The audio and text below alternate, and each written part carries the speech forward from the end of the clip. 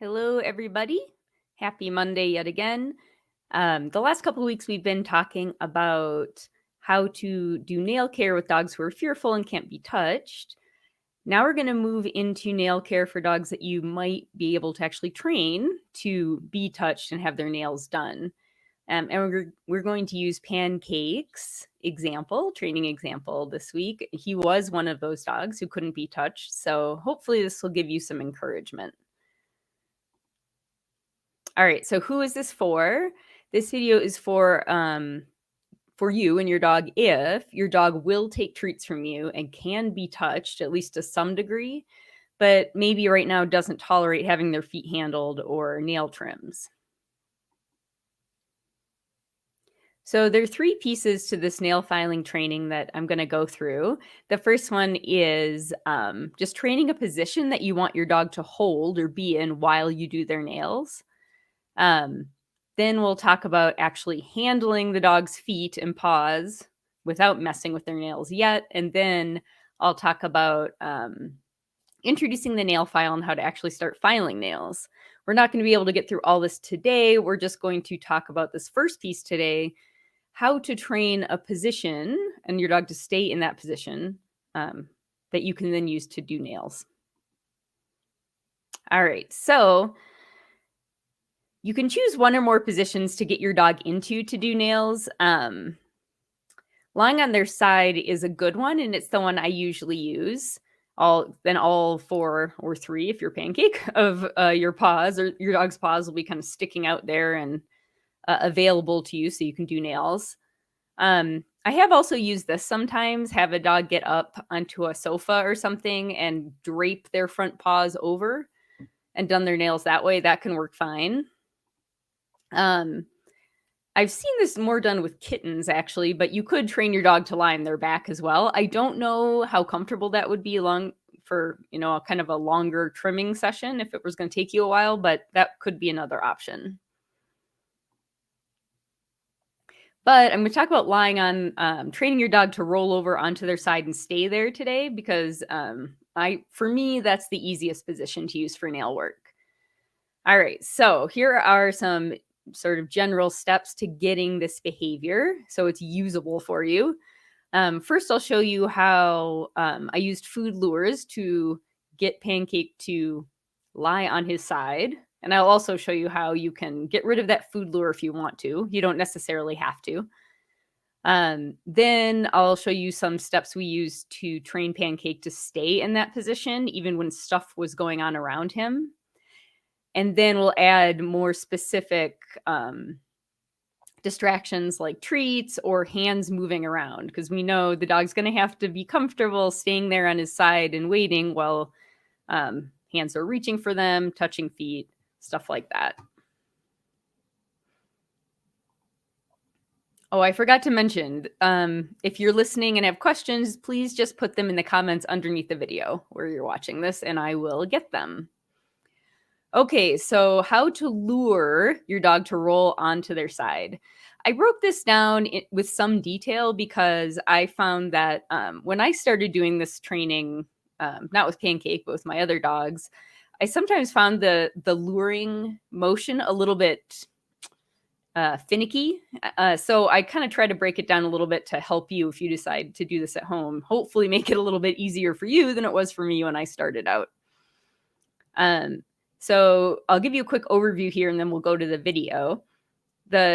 Roughly the way that you can break this down, or the way I broke it down, is first luring the dog's head. So they're lying down on their belly in like a regular down. And then you start by luring a head turn back toward a shoulder, when they're near a shoulder.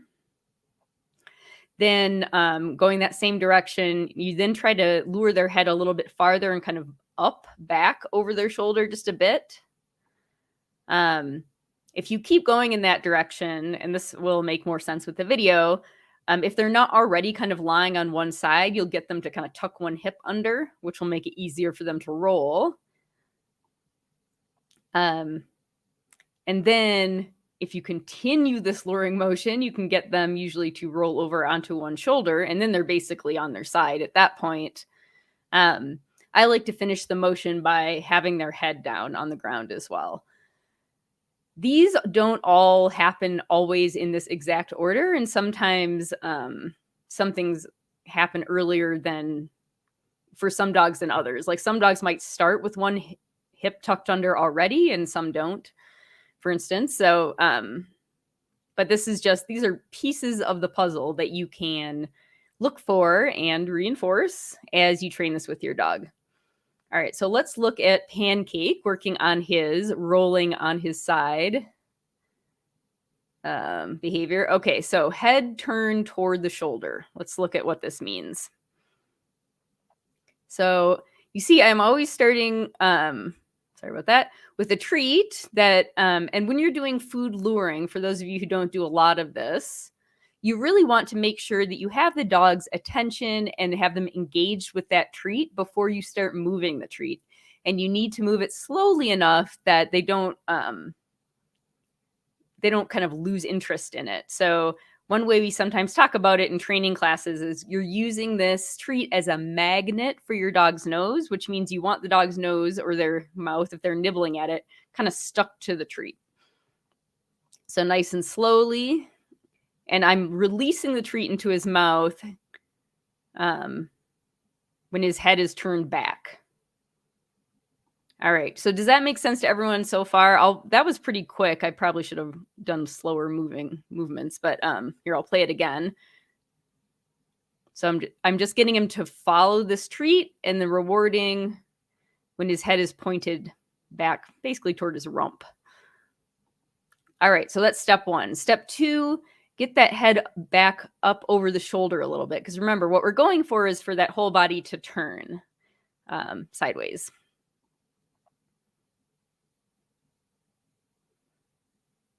So same thing, nibble, nibble, turn back, and then up a bit. And there, now I'm releasing the treat kind of up over his back just a little bit. Here, you see how I mentioned, remember how I just mentioned that some dogs, they might already be on their hip. So here, he's actually already kind of sideways, but I'm doing the same luring motion regardless. And then delivering the treat when his head is back up over his shoulder and back a little bit. And you can see there in that last rep, how his body is starting to tip now. And that's what we're looking for. We need him to roll onto his side. Okay, tucking the hip under. So if they're not already totally on one hip, this is something you can watch for and reinforce as a step in training that roll onto your side. Nibble, nibble, nibble. Here he's following the treat up and over, and then see how his back leg kind of extended out. Here's a better one where he started not with his hip tucked under, and then he tucked that back hip under. I guess he only has back hips. And again. So a couple of those, he already was a bit on his hip, but I kept luring and moving that treat until I saw the sort of bottom back leg extend out, so I could see his weight had really shifted all the way over onto the hip. All right, now we've got the dog, their heads up over their shoulder, their hips getting tucked under. Now we want them to roll onto that shoulder so that they're really starting to be on their side now by the time you release the treat. So let's look at this. I did this on the side where Pancake has a shoulder, has a leg, so that it's more usable. He'll do it on the other side as well. So you saw right there, that's what I was looking for, was the right here where he shifted onto that shoulder. And that's when I released the treat into his mouth. There. All right. And then the full movement, the full roll onto your side, I like to end with it with the dog's head coming all the way around and being sort of resting on their cheek on the floor. So you can do this. I think I have two different examples of this. One, you can I'm starting here. He's already on his side pretty much all the way. And I'm just going to lure that last bit of head motion. So he gets the treat down there with his head down. But you can also, if you do the full motion, it looks like this.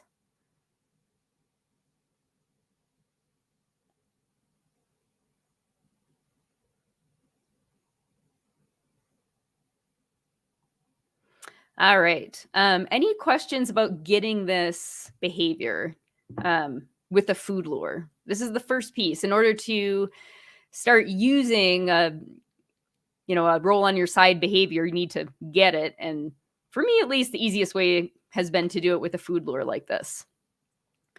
One thing to keep in mind if you've never done this before is that most dogs are not ambi turners. So one side will be much easier than the other.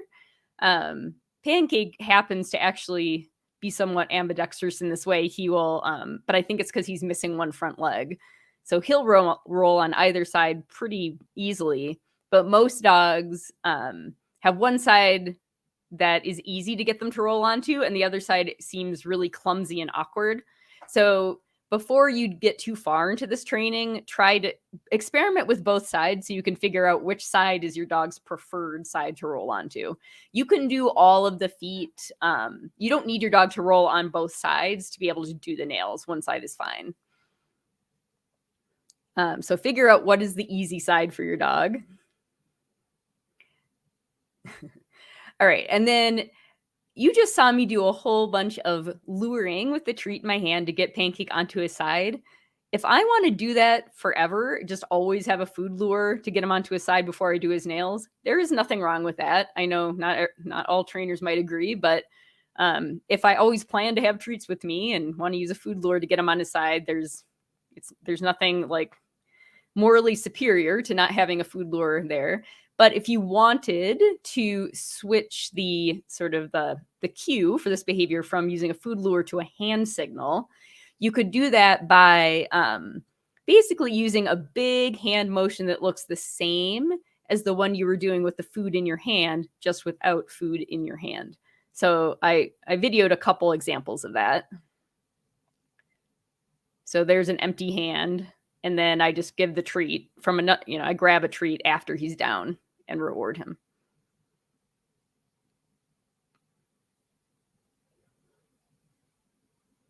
All right. Let's see where we are here.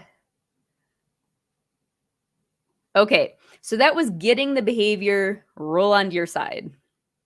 This can actually be pretty touchy. So like I said, if you're working on this at home and you get stuck, feel free to shoot us an email. If you're in our membership, you can submit training video and we'll give you feedback and troubleshoot with you. Once you've got your dog getting onto their side, whether that be for a food lure or you've taught a hand signal, now we need them to stay there since we want to do their nails. So an overview of training steps you could use to reinforce stay and build duration in this position is first, in the beginning, give treats at a really high rate. I've seen a lot of dogs who they bounce right back up out of this position as soon as they get their treat. Like, you get the rollover, you reward them, and they bing right back up into a down or even sitting or standing up. So in the beginning, you want to do a little bit of kind of rapid fire treats as soon as they get their head down. And I'll show you that. I'm not sure if I have the clip right away. Let me take a look. And do make sure you deliver these treats right by your dog's nose once they're in the down. If you give them to them sort of farther away from their nose, especially toward their feet, in a way that they might have to actually stretch or partially get up to get the treat, it's going to work against you. You need it to be, you need the food to be where you want their nose to stay. So here you see I'm giving treats very high rate, right where his mouth is resting on the mat. And I think I may have done an example here. No, never mind. And here I'm stretching out the duration between treats a little bit. So that would be your next step. All right. Once they can do that, you can start to actually use your treats as distractions to build some stay, even when there's a temptation to get up. And anyone who has watched our videos on sit stay or down stay, I think they must be on our YouTube channel someplace. These are the same distraction steps. At first, I get Pancake on his side here. I hold a treat out, I don't know, maybe a foot in front of his nose. And if he doesn't try to get it, if he stays put, then I give him the treat. I show him the treat. He doesn't go for it. He gets the treat really quick. If your dog can do that, you can start extending the, oops, so he went for it. I moved it away, and then he gets it when he's back in position. Here I have treats on the ground, same thing. At first, I'm just resting the treat on the floor with my hand on it. Because a lot of times when you place a treat on the floor and remove your hand, the dog goes for it right away. Because as we all know, food on the floor is, by all rights, it's dog food.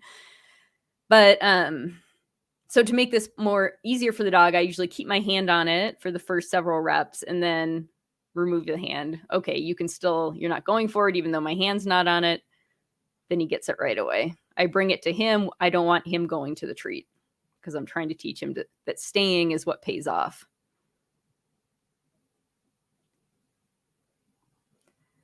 All right. Now we have to introduce some hand movement. And this, especially if you have a dog who's kind of sensitive to handling, you might need to be pretty conservative in this phase of training because as soon as you start moving your hands, dogs who don't like handling and have had sort of negative handling experiences, they can start to get kind of antsy. They don't really want to stay still if they think you're reaching for them. This can also be an issue, even if your dog isn't afraid of handling, you've just been handing them treats. And so they tend to want to follow your hands because that's where the food comes from. So when you first start doing hand movement, start putting the steps I used here that I'll show you involve sort of reaching a hand out and placing it on the mat. And if you're not using a mat, it would just be on the floor near your dog. I have found it to be easiest to start placing your hands near your dog's nose, because then if they try to sniff or lick your hand because they think a treat is there, that doesn't automatically pull them out of position. And then you can start moving your hands a little farther afield once they figure out the game. But so here's little Pancake chilled out on his mat, and put the hand close enough that he could sniff it if he wants without moving. So I hope this makes sense what I'm saying here. Once that is okay, now I can start placing my hands elsewhere. Oh, so this was an example just to show that if you do this too soon and try to reach somewhere that the dog can't see your hand and can't sniff it from their down position, they're more likely to get up to try to do that. So avoid that too early in your training. Better to start closer to their head, basically, at least. Well, you can experiment and figure out if it is, in fact, easier with your dog. But in my experience with my own dogs and client dogs, it has been easier to start close to the face and then start moving farther back, so that your hand's out of sight. Because they know you're moving your hand, and the tendency is for them to try to turn and look. And turning and looking doesn't help you if it makes them get out of position. All right.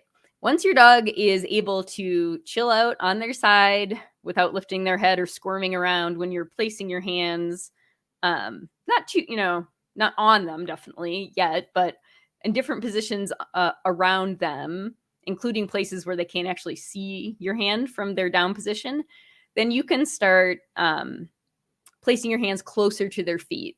We're not going to start on foot touching or paw touching until next week, because this is plenty for you to work on if you're starting out with this training for 1 week. But you can start putting your hands a little closer to their feet. Now, if you have a dog who hates having their feet touched and maybe they've had paw handling or nail trimming kind of forced on them, you might need to start pretty far from their feet and move very slowly inward. So just be conservative with this if your dog is already kind of paranoid about hands coming toward their feet. Pancake wasn't particularly, he was paranoid about being handled in general, but I had never done any foot handling with him. So you see, I'm placing my hands quite close and doing front and back paws. That's important, but not touching his feet yet.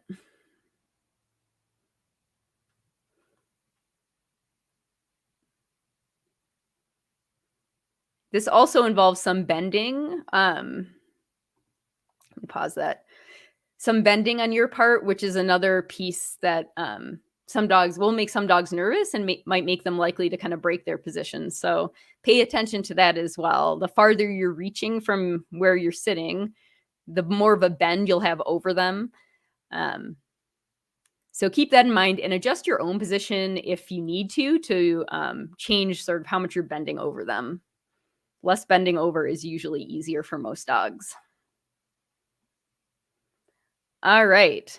So that was train a position. If you work on this training this week, you might be ready next week to start our paw handling work. This lie in your side position is handy not just for nail filing also or nail trimming. You could use it for some vet procedures, some types of exams, x-rays, maybe ultrasound, I don't know. So there are other uses for it. I mostly use it for nails, but that's not the only thing you could use it for.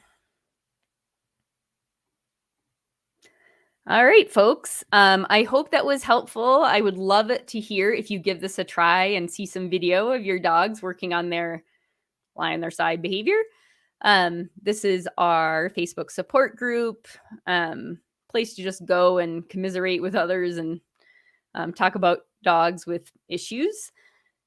If you want more help from us, I think we're all out of new client consults for the year, but when you join our membership, which is linked below this or maybe above this video, you do get preference for one-on-one sessions with us, and I think we might have 1 or 2 left for this year.